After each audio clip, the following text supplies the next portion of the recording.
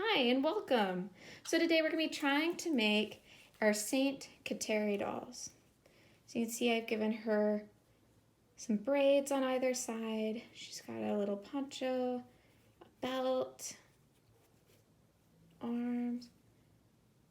Now, there's a bunch of different ways to do hair, so you don't have to follow my instructions on hair. Feel free to do whatever you like to do best. And that same goes for eyes and face. She can also be holding a lily or a cross or something else as well. Now you should have already done part 1 first, and part 1 would have given you the head, the arms, and the body, and you can see the coloring that I'm using. I personally picked these colors, but she is seen multiple different ways and multiple different colors, so you can choose what you want her to be wearing. For this doll, you're going to need your 4mm hook, scissors, yarn needle, and I used this or some kind of clip of some sort. When you're working on the hair, it makes it a lot easier to keep them each on each side if you've got something to hold on either side. All right, let's get started. All right, now starting with our doll, we're going to make her shawl. So what you're going to do is you're going to chain 19. And then in the 5th chain, you're going to put some kind of marker. 5, 6, 7, 8, 9, 10, 11, 12, 13. And then the 13th one, you're going to put another marker in. You're going to skip the first 2. And then do 3 single crochets. The first 2 that you're skipping do count as a single crochet. And then where we have our marker, we're actually going to put 3 single crochets.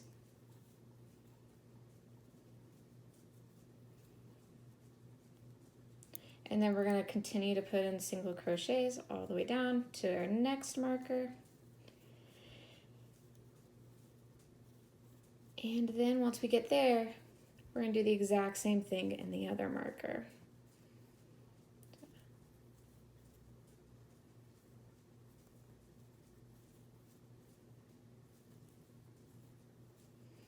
And then in there, we're going to put 3 single crochets, so an increase with 3.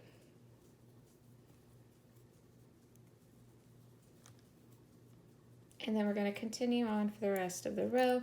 You should have 4 more single crochets all the way down.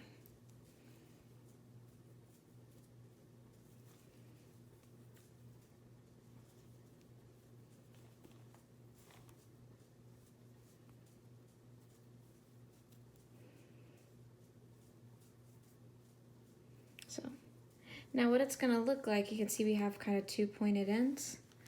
We're going to have that on each side of her. So we're going to be sewing together our ends at the end for here, and then we're going to have kind of a poncho that has kind of a triangle shaped in the front and in the back. Now what we're going to do is I'm going to flip her color to another color. I'm going to choose blue. Now these colors are optional. You can notice that there's a lot of different colors that people have used for her. White, tan, yellow, brown for her dress. I'm choosing blue because I like the Marian connotation that comes with blue. Tie this off. And then I'm going to turn, and I'm going to be doing pretty much the exact same thing of continuing to do single stitches all the way until I get to the midpoint that I had earlier and putting 3 single crochets in. So I'm going to put single crochet,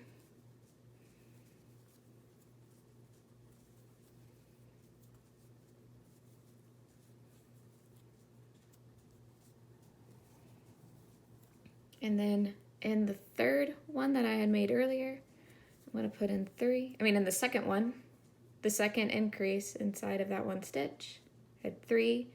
But in the middle one, I'm going to put 3 single crochets. Then I'm going to continue on into my next point.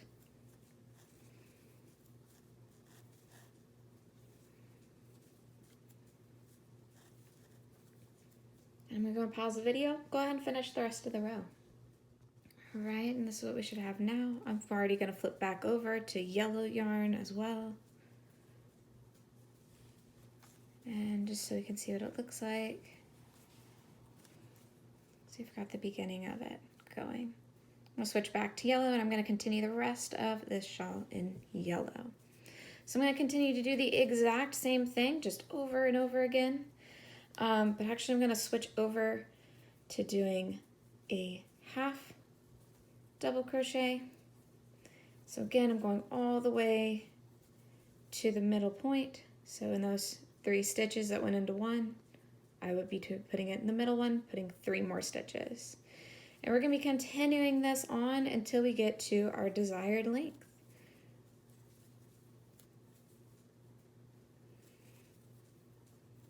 So again, I'm doing half double crochets now.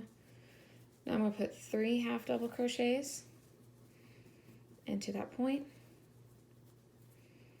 And then I'm going to continue on for the rest of the row, doing again the 3 double crochets into the next point as well. So I'm going to go ahead and pause the video.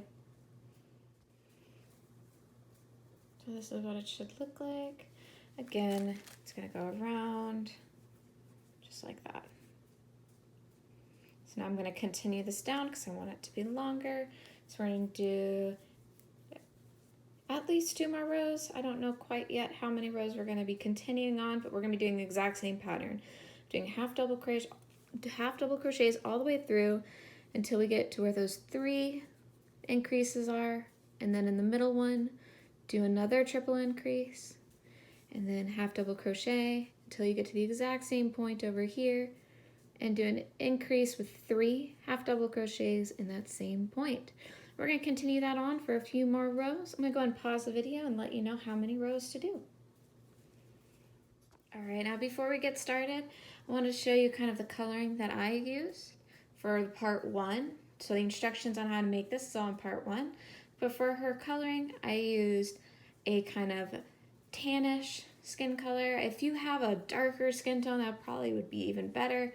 The yarn that I have does not have a lot of different colors or shades, but I really like the yarn, so I'm still using it. I gave her a belt, and so while I was going through her tunic, I went ahead and gave her a belt as I was going through. I felt like that might make it look a little bit more beaded. I also, for her arms, gave her her arm is not like a sleeve. It is it's her same skin tone color. So whatever color you're using for her head, also use for her arms. And then give her a tunic color. Now I've seen a bunch of different ones where they've given her yellow and brown, blue, white. So you pick whatever color you want. And then you're gonna be adding a shawl. All of these are gonna be colors that are based on what you believe, what you want her to look like. Those are all optional, but this is what it should start out with. All right, so I have 1, 2, 3, 4, 5, 1, 2, 3, 4 rows of half double crochet. So you should do 3 extra rows from that first one we did. And then you can see as I put it on her, this is what it should look like. You can still see her belt underneath. Now what I'm going to do is I'm going to kind of add a small fringe on the edges. So I'm going to flip and turn, chain 1, going to slip stitch into the next one, chain 2, slip stitch into the next, slip stitch, and then chain 2, and slip stitch into the next stitch, chain 2, slip stitch into the next stitch. So you can see that kind of gives her a little bit of a fringe at the bottom. I'm going to continue that all the way around. All right, now once you finish, you should have this nice little fringe at the bottom. So now I'm going to do So I'm going to take it around her, and then I'm going to, I already cut off a piece, should have mentioned that, cut off a long piece, and then I'm going to sew those pieces together and kind of sew it on her so it stays a little bit more stable. I'm doing this, going to be sewing in her arms. I'm going to make sure they're the same length, and then I'm going to sew in her arms around here. While I'm sewing this thing on, I'll put it sewing the arms in as well, and I'll show you what I've got at the end. But you go ahead and start working on that. All right, so the next thing we're going to want to do is start adding in her hair, and I'm going to give her 2 braids on either side. So the way I've kind of started doing this is I chained 22, and then I sewed it along her head, and now I've been just taking my needle, going through each of these sections, pulling it to the desired length,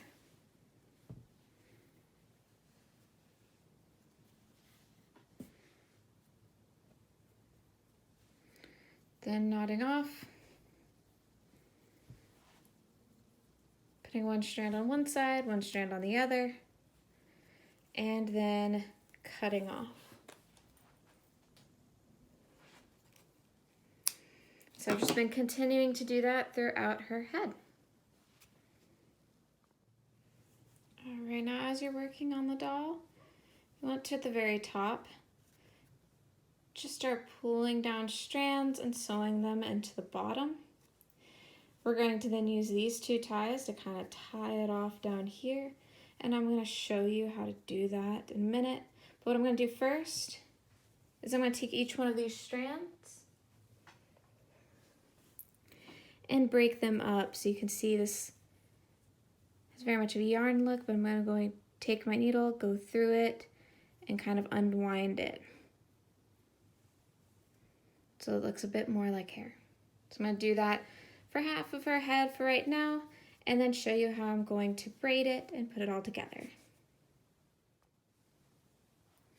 All right, now after you've brushed out all of those strands, you're going to take those 2 ones that we had saved down here, loop around to tie off a knot here, and pull everything up to the side so you can see. And then I did a quick little braid, and then I tied it off right down here, and then I can cut her hair so it looks like all of the ends are the same. And now I'm going to do the exact same thing with the other side.